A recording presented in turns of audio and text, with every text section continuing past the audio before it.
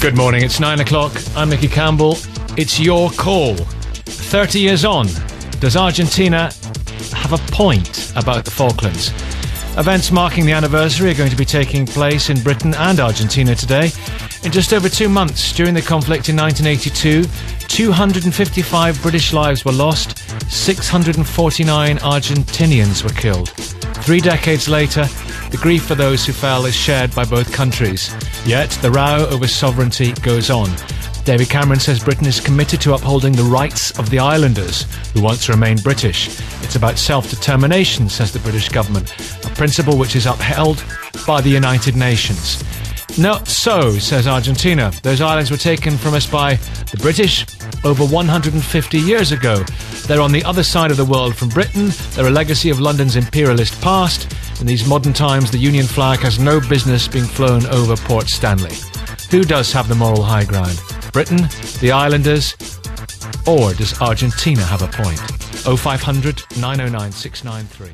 5 Live. Let's see what the nation thinks about this. The Falklands, 30 years on. Does Argentina have a point? We're going to get back to Tony Banks. We spoke to Tony earlier on, served with 2 para, now a successful businessman. He did A Secret Millionaire where he met a young ex-squaddy who suffered badly from post-traumatic stress disorder. Tony, good to have you back on. You spoke to us a couple of hours back now. Hi. Yeah, morning. And also we've got Nicholas Fuster. I hope the pronunciation is right there, Nicholas. An Argentinian moved to London 2 years ago to study politics. Good morning to you. Good morning. Yeah, the pronunciation is perfect. Oh, well, that's a change for me then. Thank you very much for being there. Thank you. We've got Tom in the London area, Nigel in Hemel Hempstead. Good morning, Tom. Hello, Nigel. Hi. And many more to come. Nicholas Fuster, make the case for Argentina and the Falklands, or the Malvinas, as you would no doubt call them. Mm-hmm. Well, I think that the islands belong to Argentina because I have 2 reasons to say that: geographic reasons and historical reasons. The geographic reasons are not because Argentina is the closest country to the islands, but because the islands are into the Argentine sea shelf. And the historic reasons are that I don't know if many people know this, but the first ones to be there were Spanish, and in 1829, the provinces of the Rio de la Plata, that were the early Argentina, took possession of the islands, and Britain did not complain. Then there was an Argentine mayor there, and the North American and English fishing boats didn't want to pay the fees to fish in the area, to work in the area. So in 1831, the sailors of the corvette called U.S. Lexington sacked the port, the goods and the properties, and destroyed the local artillery. So were the islands, when you say the Argentinians were the first there, it was 1829, I think you said, were the islands... there was an Argentine representation in the islands. Were the islands uninhabited? There was an Argentine settled there in the islands. The first people on the islands were what? Spanish? The first people who arrived to the islands, it's not clear if they were Spanish or Dutch, but they were not English. Right. So there were no indigenous people on the island. No. Right. So it was Spanish or Dutch. Spanish or Dutch. Yes. Let's hear from our Dutch callers this morning. They'll be hitting the lines. Carry on. Yeah, and then as I said before, sailors of the corvette, the U.S. Lexington, sacked the port, the goods and the properties, destroyed the artillery, sending the principal settlers to Montevideo in Uruguay. Right. And then the mayor, that was called Luis María Fernet, he went to Buenos Aires asking for help in 1833. There was a civil war in Argentina. And then England settled on the islands and took British population. So then people who are living in the islands since then are British. They have always been, and they will always be. That's out of discussion. Absolutely. Tom in London, what do you make of this?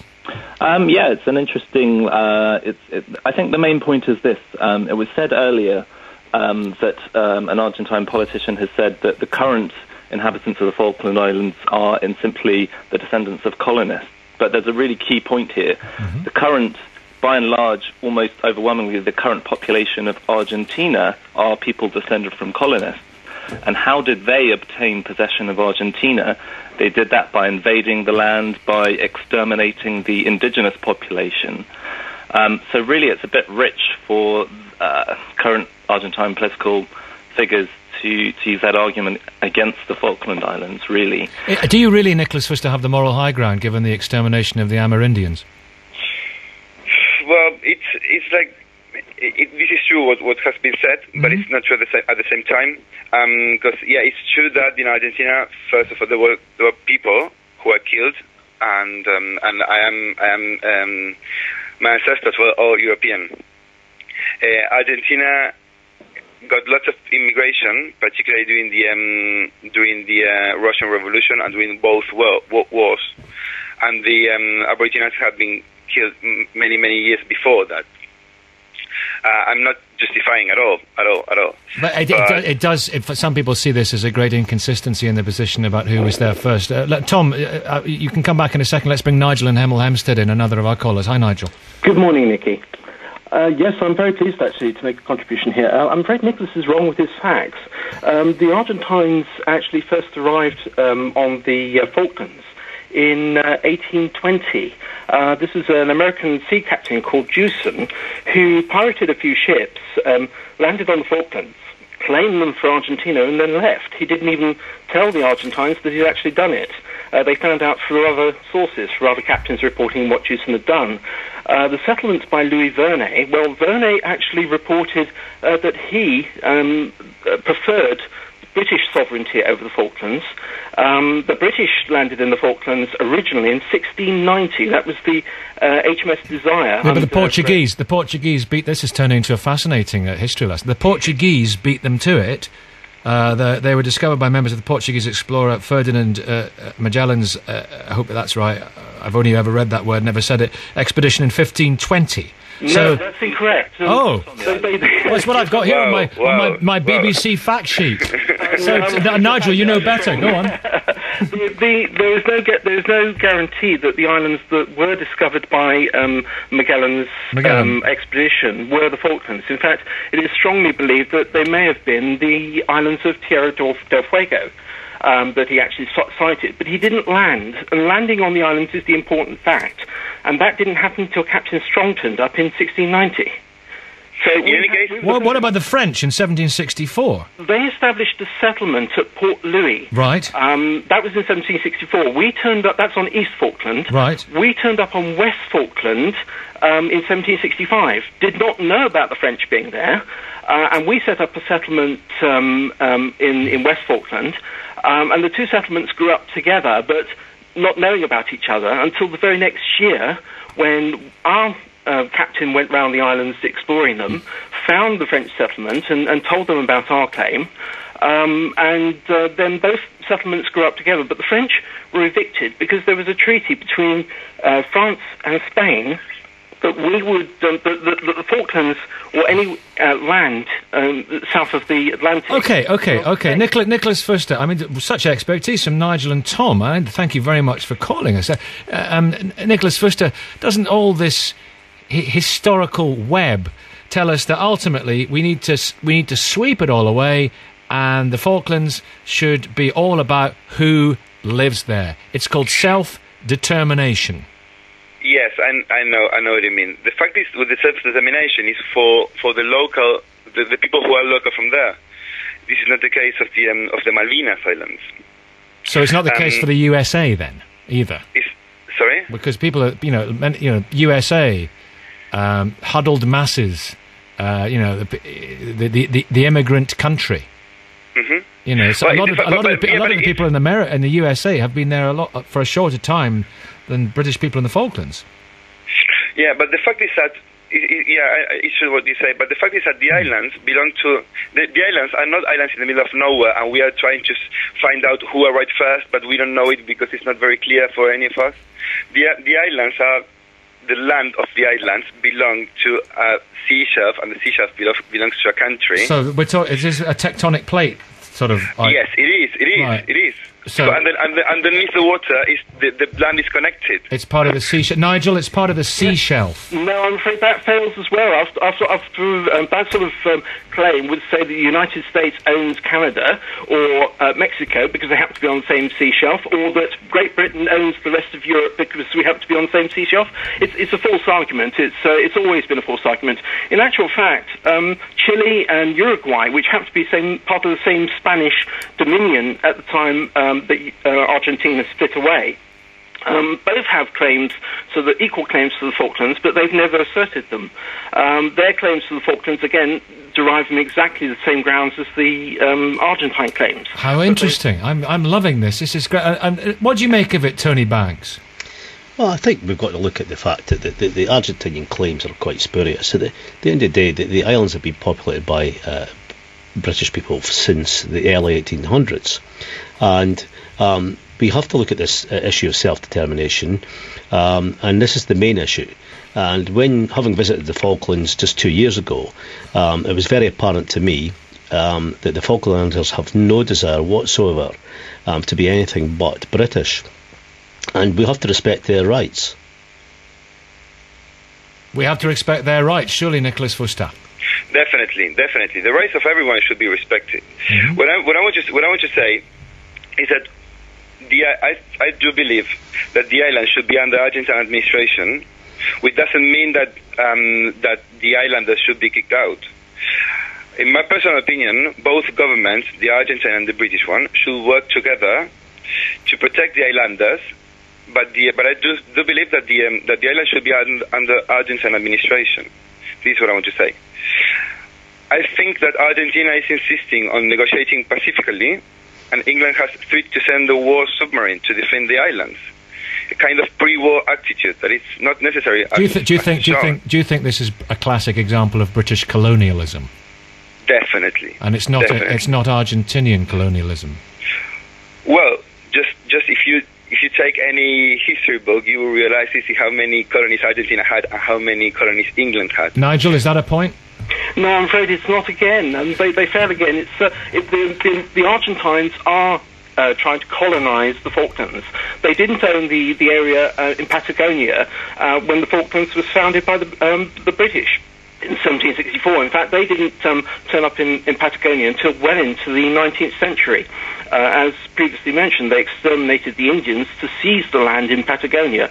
And what is to say that they wouldn't do the same again when they occupy any Falklands? Nigel, this is the perfect phone-in for you. This is the perfect your call for you. I'm afraid so, yes. I'm a bit of a historian concerning the Falklands, so I know quite a bit about it. You've been waiting 30 years for this one. OK, listen, let's bring Marcus in London. I've got to say, we like a conversation. We like a robust conversation. We enjoy a row. It's always interesting. From the white heat of passion can come great truths. But we are, I've got to be honest with you, at the moment struggling to find anyone who says that Argentina has a point. Now, maybe if we were to do this phone in on Buenos Aires FM, it might be the other way around. But we'll see. So Marcus, what do you think? Good morning. Morning. Well, obviously, the Argentinian position, that just saying that the islands are closer to Argentina, so and we're 8,000 miles away. And on that basis, as my text said, we've got to hand back the Channel Islands to France. Perhaps we could put a claim in Iceland. What does America do about, say, Arizona or New Mexico? Does it have to hand that back to the Mexicans? After what the history there? What happens to the Canary Islands, which are closer to Morocco? What happens to Ceuta or Melilla in the Spanish enclaves in Morocco? The whole thing is just, there's all these historical anomalies all around the world. And for Argentina to claim like this, why don't they just, 30 years ago, they made a mistake. No, that's not right, because the government was not representative. It was not chosen by the people. Yes, exactly. So Argentina didn't make a mistake. There was the military government. Let me come back. Well, they represented your people at the time. They did not represent the people. The people were not celebrating in the streets then. Well, yeah. A few people were celebrating in the streets.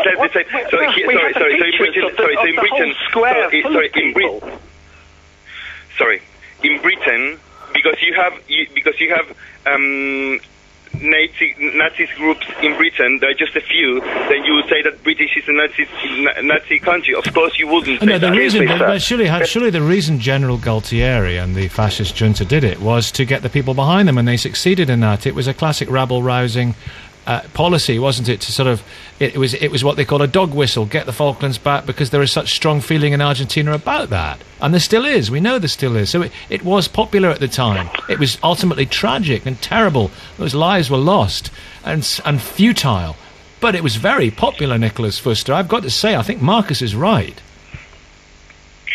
Well, the truth is that I haven't lived in that time. I have not lived in that time. I just know that the last military government was maybe the darkest point in the history of Argentina. It was.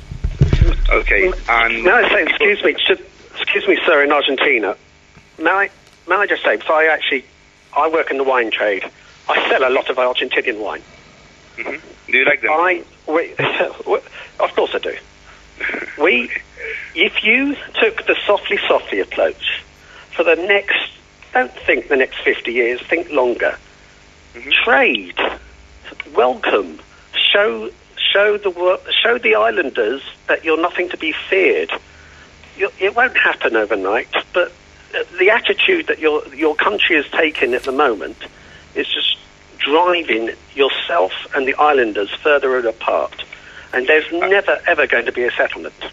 What do you think about the attitude that your country is taking? There was the United Nations. 30 years ago, there was a war. We got to. Go on. Let Nicholas answer. The only way to sort things out are with the war. This is the only way we have to sort things out. The United Nations have asked both governments to negotiate in the year 1976, before the military government started in Argentina. And it was happening. No, England has not done that, and it's actually, it appears Thatcher was quite close to looking at some sort of lease-back agreement.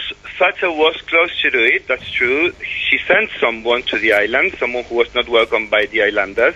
This person came back to London saying that the island should be given back to Argentina.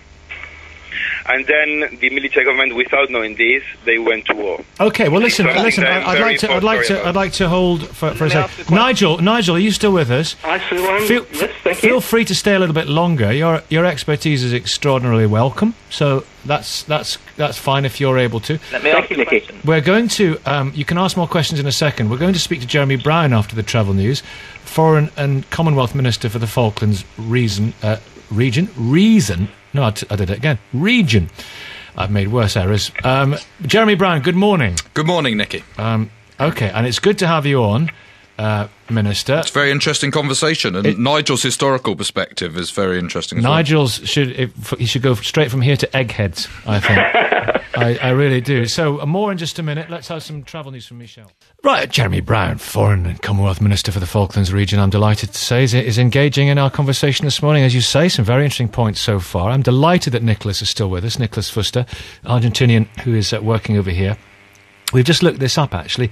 The distance between Argentina's coast and the Falklands is 700 kilometres, a point made by Senator Daniel Filmus to me the other day, the Argentinian senator. It's the same distance between London and Geneva. Jeremy Browne, last week I spoke to this senator. I'm going to play you some of it and get your reactions, if that's all right. Yep. Yeah, good. He's chairman of the Foreign Affairs Committee of the Argentine Senate. He was adamant the islands will one day peacefully return to Argentinian control. Por supuesto que sí, no es que creo, estoy seguro. No hay ninguna. Of course, I don't just believe that, I'm sure of it. There's no suppression which lasts forever. It's just a matter of how much time it takes for it to be understood that there must be dialogue and a need to find a mechanism for diplomatic agreement to get us there. But just remember what the map of the world looked like 100 years ago. There were empires which lasted a long time, colonialism which went on for hundreds, even thousands of years. However, people here have enough patience and know what is right. These things will come about. Every Argentinian is aware of this. It is in our constitution and it is in the hearts of all Argentinians that sooner or later we will regain the Malvinas, which are just 700 kilometres off our coastline and more than 14,000 kilometres from the British coast, along with all the riches that are there, fishing, oil and the Antarctic projects. And this is something that concerns the sovereignty not just of Argentina, but the whole of Latin America. I'm sure you were aware of that interview, Jeremy Browne, but What do you make of the phrase suppression? No suppression lasts forever. Well, nobody is being suppressed. I mean, this is the crucial point. There's about 2,500 people living in the Falkland Islands. They're very proud to be Falkland Islanders, but they can decide their own destiny. Nobody's being held against their own will. The reason they have the existing political arrangements is because they want to have the existing political arrangements. And when the senator talks about colonisation lasting thousands of years, of course, Latin America is a colonised continent. And the reason that people speak Spanish and Portuguese there is because people travelled from Europe to colonise countries like Argentina. So, we can look back, but I don't think it supports the case that the Argentinian senator is making. It's obviously very close to the hearts of many people in Argentina. Not everybody. There was an interesting article making that point recently that I read. But it's popular, it's emotional, and they care deeply about this. Do you respect that? I do acknowledge that is the case. I mean, certainly if you do an opinion poll, the majority of people in Argentina want the Falkland Islands to be part of Argentina. But the point that we always make is that we are not holding the people of the Falkland Islands against their will. They are very happy with the existing arrangements. And I think a lot of Argentinians don't understand that is our position. They think that we have this coercive approach in Britain, that we are determined to cling on to the Falkland Islanders and make sure that they are forced to be a part of the United Kingdom. That simply isn't true. But I think a lot of people in Argentina are labouring under a misapprehension, which is that Britain has this very aggressive, coercive policy. Actually, we have a completely permissive policy, which is that the people of the Falkland Islands should be allowed to decide their own political future. Well, it's all about black gold, isn't it? Well, there is a possibility that there will be significant oil finds in the Falkland Islands area, but that isn't the case, no. I mean, we have had this position consistently over a long period of time, and of course today we're marking the 30th anniversary of the invasion by the Argentinians in 1982, and there was no suggestion then, when Britain won back the islands by military force and 255 British service personnel lost their lives as a result, that we were doing it for oil. I don't accept that at all. We were fighting on that occasion. We have the position now because we believe in the right to self-determination of the Falkland Islands people. Jeremy Brown, Senator Filmus mentioned oil in one of his answer there. I'm going to bring in an alternative view. Very quickly, actually, the Falkland Islands and defending the Falkland Islands costs British taxpayers quite a lot of money. How much? The idea that we're in it for some sort of how much does it cost? Gain. Well, the estimates, but give us an estimate. 100-200 million pounds. It's in the defence budget figures, and I'm not a defence minister, but that's 100 donors. I'm a Liberal Democrat MP, so our donations. Let's get an alternative view. That's a whole separate conversation. Let's get an alternative view. Tim in Manchester. We found an alternative view. There. On you go, Tim. I think the Malvinas or the Falklands, whatever they get called, are part of Britain's imperial history when Britain had the biggest navy, secured the world. I can remember, on 57, looking at the atlas and seeing the world covered in pink. So I looked at the Encyclopaedia Britannica. Britain had got the Falklands to protect its trade routes around the Cape of Horn, as it did with a whole host of other islands. I think we have to resolve it. I mean, fortunately, the Antarctic is not an imperial possession of any one country. Maybe that should be true of the Falklands in terms of the bit of rock which sticks up above the ground. What about the people who live there, what they want? Oh, well, I think they should be able to have what they want. That's why I say if they want to have that bit of rock which sticks up above the ground, or we want to support it to the tune of about £1 million a person over the last 20 years, then maybe that has to be the case. But I think the argument is really about the sea shelf and the oil and the fisheries and all the rest of it. And I think that is more clearly Argentinian than anyone else's. Matt in Perth, let's see Matt in Perth, what do you think of what Tim said? In Australia. Hi, good morning. Good morning. Yes, thanks. It's about 4 o'clock in the afternoon for us, but good morning to you. Hi. Thanks very much. I'm ex-British forces. I was very lucky enough to serve in the war. I'm only 39 years old, but I was very lucky to serve down there in 99. And I think it's all about the people. I appreciate the view of the gentleman from Manchester there, but I think it's all about what the people want. I don't think you can segregate, give the continental shelf and the land underneath them to one person and then have them be whatever they want. At the end of the day, they're British.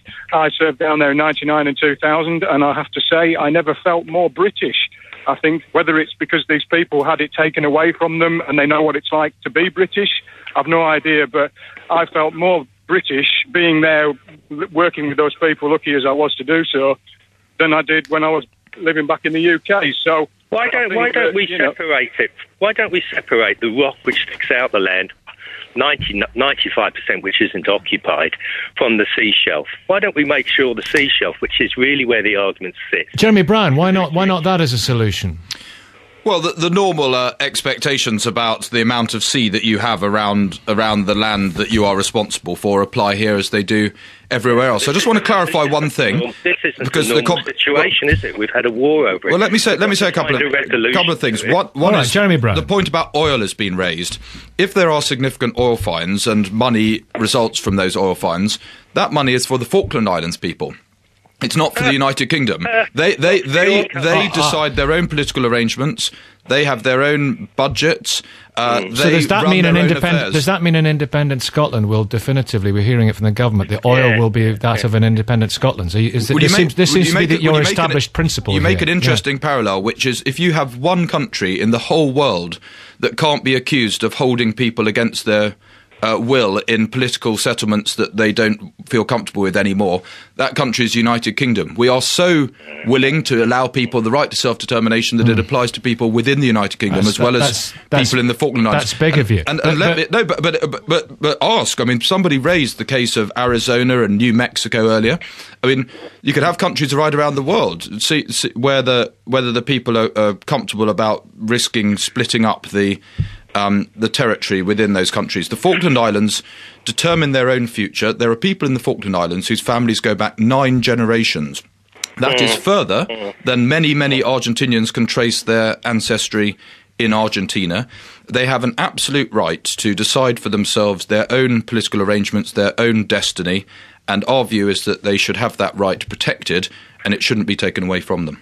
Yeah, but that's true of the bit on the land, which is where most people live and exist, and sure, I mean, maybe people have to continue their existence and their means of action and, who they can vote for and all the rest of it. But there is also Falklands, which is fairly empty and so on and so forth. Much of it is empty.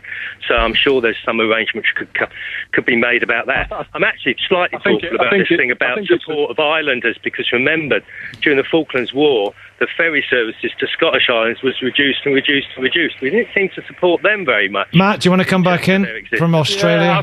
Yeah, I'm hearing the argument here. I think that you can't just say, we'll give them a little bit, we'll give the Argentinians the earth underneath, we'll give them East Falkland. And we did it in the Antarctic. It never stops there. And at the end of the day, it's why not? That would be their foothold. I think it would be completely unworkable. I think. Why should we? Why should the Falkland Islands? We gave back Hong Kong. We gave back Cyprus. We gave back Malta. I think this is a completely different. I've heard the colonial argument. What did you say, Tim? It just doesn't hold. It just doesn't hold because at the end of the day, it's these are British people wanting to be British. The colonial argument doesn't stand up because I think all the places we handed back are from the old. You talk about India and places like that. These people wanted to be their own country. We're not talking about people who want to be anything other than British. Jeremy Brown, thank you very much for your time this morning. You'll do a lot of more broadcast interviews, but I don't think you'll get as many interesting contributions. Very lively. Thank you for having me on. Lively's the word. Thank you, Jeremy Brown. There he is, the Foreign and Commonwealth Minister for the Falklands region. Lively and well informed. And I promise you more from Nigel and Hemel Hempstead. Can you hang on, Nigel? I will come back to you. I certainly can, Nicky. Thank you. Great. Sorry to have kept you there, but we got somewhat sidetracked. I will be back with you after the news. Argentina, does it have a point over the Falkland Islands? We're getting our compasses out at the moment. We're working out where else is 700 kilometres from our country. That's one of the claims made by Filmus. It's only 700 kilometres from Argentina, the Falklands. 700 kilometres from the British coastline going east is way beyond Munich. It's Geneva. We'll get some more of those comparisons coming in as well. Nigel, our historian of the Falklands, I'm sure you have something else to say. Yes, I do, actually. The Britons often, on many occasions, to take the Falklands dispute to the International Court. Our grounds for doing so are very strong because, as Nicholas mentioned earlier, we were involved with the civil war that happened between Argentina and Spain when the Argentine state was formed. And this was back in the 19th century, around about 1840. A peace treaty was signed between Argentina and the United Kingdom in 1850. Now, it's called the Convention of Settlement, the Arana Southern Treaty. And in that treaty, they did not mention that the Falklands was an outstanding dispute. So the two nations, Britain and Argentina, settled their differences in 1850 after Britain's involvement in Argentina's civil war. And from that point on, Argentina had no claim to the Falklands. They lost any claim. And they didn't dispute it until 1941. In fact, 1940, there was a convention... they chose their moment, didn't they? They did. They waited until Britain was at our death's door at Hitler's beckoning in 1940. But in the 1940s, they made their claim to the islands again, believing that we were unable to do anything about it. But you see, the peace treaty itself effectively gave up any legal right in the international courts to a claim on the islands. And moreover, there was a further what we call acquiescence by the Argentine government in what's called the affair of the map. The Argentinian government drew up a map of their country in the 1880s. In 1884, it's called. And in that map, they declared or showed the Falklands as a separate set of islands. A separate country, so to speak. Really? They called it the Islas Malvinas, and of course the word Islas Malvinas comes from the French Île Marouine, which is what the French called them when they arrived in 1764. But they actually showed the islands, or Islas Malvinas, as a separate country. So they actually showed on that map that even Argentina was accepting in the 1880s, 1884, that they had no claim to the Falklands. Are you a professional historian or merely a very extraordinary amateur one? I am an amateur historian, but I have a very strong interest in the Falklands. I have a lot of friends in the Falklands, and I know a lot about the Falklands. You do? Have you ever held court in a bar in Buenos Aires with any of this stuff? No, absolutely not. That's it. Derek Smokey Cole joins us, CEO of the Falklands Veteran Foundation. Derek, good morning. Good morning, Nicky. Good to have you on the programme. Thank you. We also have Graham in Wimbledon. Hello, Graham in Wimbledon. Hello. Hello. Graham, tell us why you think Argentina has a point. Well, I suppose it's because of the proximity of the islands to the Argentinian coast and the passion they have over these islands, which many people in this country didn't even know existed.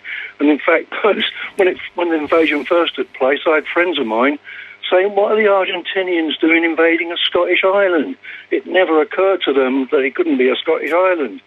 They also watched a programme just a couple of years before the invasion that followed the patrol ship which was withdrawn from that area, and the governor of the islands, the guy who drove about in a taxi, had gone native, and he was on the side of the Falkland Islanders saying that this withdrawal of the patrol ship gives a green light to the Argentinians to invade.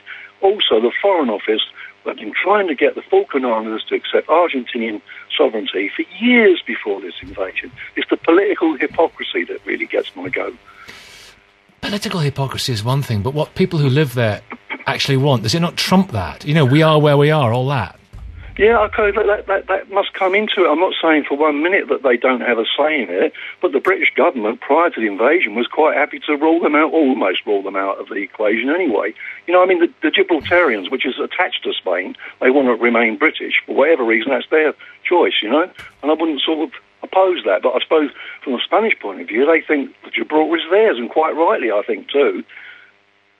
What would you say if you had a foreign force on the Isle of Wight, occupying the Isle of Wight? But the Isle of Wight's not 700 kilometres away. No, we're talking the other side of Geneva. Okay. There are some Scottish islands that are quite a distance from the mainland that were occupied in the past by, I think, Norwegians and the Danes and God knows who else. And eventually they became British. And I think that will happen with the Falklands anyway. They become Argentinian eventually. Derek, what do you think? No, I certainly don't think they should become Argentinian at all. We were there for a very, very long time, and in 1982 the Argentinians were the aggressors. We just went back to reclaim the islands that were rightly ours, and the people on them were British and wanted to remain British, and so they should. Can I come in here at the moment, please, Nicky? Oh, I'd be delighted to have you back in, Nigel. Any time you can Yes, you should have your certainly. own show. Never mind coming in. Go on. It's a very important point that the Argentine have often made. In fact, they talk about it in their schools a lot, and Nicholas mentioned it first of all. It was to actually say that Britain ejected the Argentine population of the islands when they say that we seized them back in 1833. That's totally incorrect. There were 33 residents of the island back in 1833 after the USS Lexington sacked the settlement. And they only sacked the settlement because the people there were actually pirating US ships.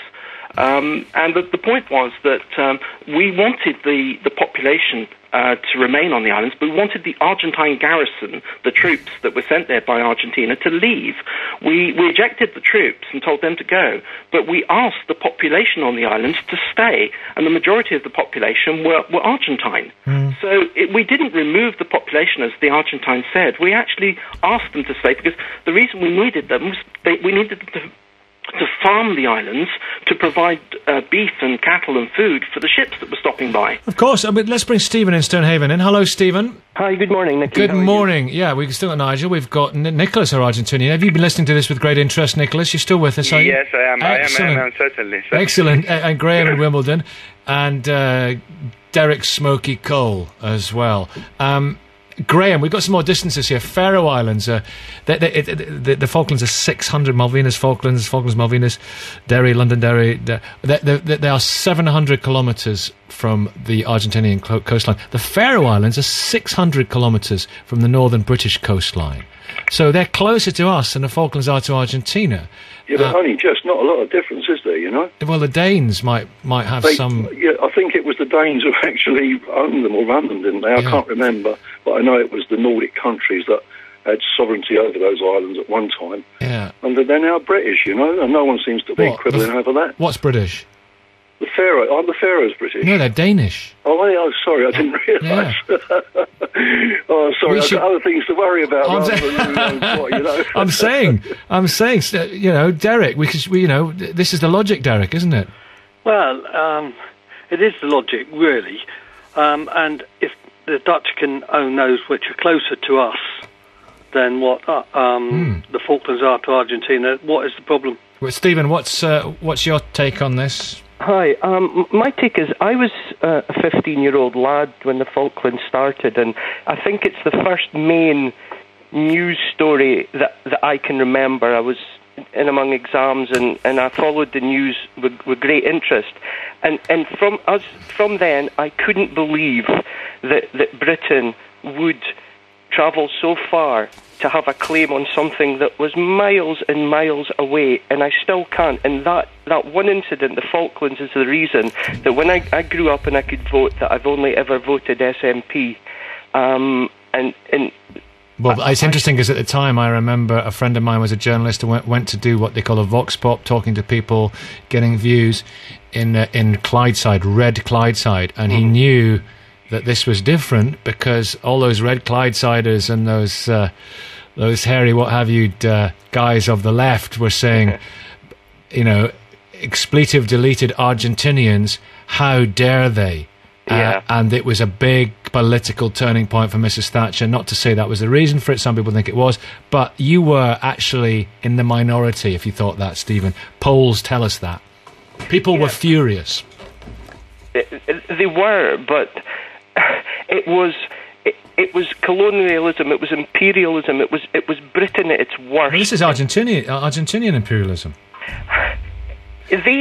As John O'Farrell said in his book, things can only get better. The Labour guy, a very funny guy, he said, you know, it was a disaster for the Labour Party. She was waging war, but it was, Mrs. Thatcher, it was against a fascist dictator. He said it was the worst possible scenario for Labour. Nicky, why should someone win over a war? Why should Margaret Thatcher look a great leader over a war? Did you have sympathy for the fascist junta back then? No, not at all. They were ridiculous. War is ridiculous. No one wins. Organised, legalised killing, that's all war is. But Argentina, give the people of the Falklands dual nationality for a period of time and then return the islands to their rightful owners. Our Scottish friend there, Nicky, if I can come in. Please. Did he not welcome the Scots battalions back to their home country? He probably didn't. No, not at all, not in the slightest. A lot of Scottish soldiers gave their lives. Yes, they did, and they fought one of the bloodiest battles at Tumbledown. Tumbledown, yeah, Scots Guards. Not in my name. Nor mine. Well, I'm very surprised. So, So you're going to have no army or anything if you go independent? How are you going to defend yourselves? Scotland will have a defence force, and that will be it for defending our borders, not for going on tour with the British. Oh right, okay. So, one of the most amusing things. I don't think Stephen's necessarily articulating official policy at the moment, but he says this is what he wants. Come back in, Nicholas, our Argentinian representative here. About what do you think about what you've heard? Go on. I'm amazed about all these things. I'm hearing with lots of interest, even if I was not talking. Mm-hmm. It's great. It's fascinating to realize how come people think in all these different ways and different reasons and different reasons that everyone has. Today it's been said that nothing is being oppressed, and I want to say that what is being oppressed is the sovereignty of the country. Then it was also said that the Argentines think that England forces the islanders to be British. This is untrue. As I said before, I think we should work together for the islanders to make the transition the best for them. But what is the transition? What is the transition that is best for them? To pass the government administration from Britain to Argentina. There is something that But the islanders don't want that. Yeah, I know that the islanders don't want that. But you said to do what's best for them. What I'm saying is that the island should be under Argentine administration. If the islanders want to remain British, that this is everyone knows, they can keep this is my idea, this is my personal opinion, they can keep both nationalities, and they can be British and Argentines, and they can choose where to live. They want to be Argentine. We can live we can put the Spanish, and the English as the official languages. This is my idea, to work together. To work together. Greg in Middlesex, come in, Greg. Make your point. Do the Argentinians have a point? Good morning. Good morning. What an animated conversation. I would say to some of the people, I mean, you had a chap on a moment that referred to returning Gibraltar to the Spanish. I mean, are the Spanish then to give up their two enclaves, whose name I can't remember, in Morocco? Are they to be returned to Morocco? The whole thing is a nonsense. But I think Argentinian people who desire the return, and of course they're not being there is no return because they were never owned by Argentina in the first place. And this business about, it's closer to us, well, that's an absolute nonsense. That's totally irrelevant. But the point I want to make is surely the Argentinian people must appreciate that without their ill-judged, unfortunate and totally reckless invasion of the Falklands and their subsequent defeat, they would never be enjoying the representative democracy that they are now. The Falklands War did them a huge favour. Well, and they should appreciate that. A lot of young men died. No, we know that. We know that. Yeah. That's what war does. But the fact of the matter is, a military junta, and those young men were conscripts. Our servicemen in the Falklands were not enlisted men, and they were volunteers. They were professionals. The Argentinian conscripts. By God, you feel sorry for them. Yeah. But the end result was the military junta failed because of its ill-judged adventure in the Falklands, and that defeat has subsequently served Argentina well, which now has a representative democracy. Do you see it like that, Nicholas? Do people see it? I just wonder as well, those who are younger, who've been born after that Falklands War, that conflict, as it is called, because nobody actually waged war, do they not want to look to the future? Sorry, ask again the question, please. It was a very long, rambling question. I don't blame you for not. Do people not want to look to the future and just think? This is. Let's stop banging on about this. Let's just get on with it. I think people do want to look to the future. Of course, there's youth. I mean, I was born. I said before, I was born 4 years after the war. So to me, it's not something that I have lived as many of the Argentines. What is it? How much does it matter to you? To me, in a personal level, a lot. A lot. A lot. A lot. A lot. Yeah. It's like having someone. I feel it like, just picture that you have a house with, say, I don't know, 3 or 4 bedrooms, and one of them is occupied, and there is no way for you to get that room back, just because. Even if that bedroom is 700 kilometres away. Yes, like just because. Like an outhouse. Sorry. I'm just wondering, Derek, come back in. Derek Smoky Cool. No, I think that they've got the right to self-determination, and the children in their schools are taught about the history of the Falklands. They have visiting veterans returning to the islands, and they welcome into their schools to talk to the younger children coming up through. They have a lot of children they send to the UK for their education as well. And that's how we help them out, and they should certainly remain British, certainly for my lifetime. Okay, anyway. And Nigel, I think, as the star of the morning on this, how do you see it going ahead then? Well, I'm afraid, Nicky, that whilst Argentina continues to indoctrinate their children that the Falklands are the Malvinas and they belong to them, nothing will change in Argentina. The Charter of the United Nations gives peoples of every country the right of self-determination. That is inalienable. It's the reason we fought the Second World War, to determine our own future. Now, the United Nations Committee on Decolonization suggests that Argentina and the United Kingdom should talk, but the people in the Falkland Islands do not want to talk. They do not want to be Argentine. They want to be British. And I'm afraid this will be a dispute that will carry on for many years to come until the Argentines realise that they've got to accept that it's the people on the islands and their wishes that come first. But England names a self-determination just when it's convenient to its interests. When is it not? The principle of self-determination? When it's not convenient to its interests? Yeah. No, of course not. No, give me an example of when Great Britain has exerted that principle and it's not been in its interest. In 1920s, going to the invasions in Middle East, like Afghanistan, Iraq, Libya. So what I have seen here, by being here, is that there were like the strikes of the students. This can of worms just burst open at the end of the programme. Listen, Nicholas, it's much appreciated, and you make some very, very strong and provocative points to think about, and thank you very much as well.